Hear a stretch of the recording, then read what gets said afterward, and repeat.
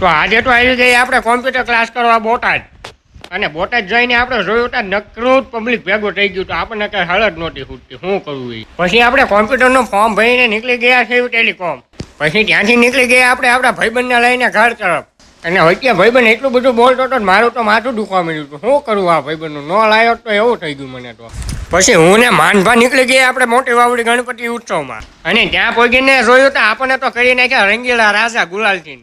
અને પછી પબ્લિક તો ધીમે ધીમે એટલું બધું વધી ગયું કે આપણને પબ્લિક દેખાતું જ નહોતું, એટલું બધું પબ્લિક વધી ગયું. પછી આપણે નજીએ પહોંચીને કરી લીધી ગણપતિ દાદાની આરતી. અને આરતી કરીને કરી નાખ્યા આપણે ગણપતિ દાદાને વિસર્જન. પછી હું ને માનભા નહીં નીકળી ગયા ઘર તરફ પાછા. અને ઘરે પહોંચીને જોયું તો આવી ગયો તો કેડીભાઈનો ફોન. અને કેડીભાઈને મજા નહોતી એટલા માટે ચડાવતા હતા એને બાટલા. એટલે હું પહોંચી ગયો એમના ઘરે.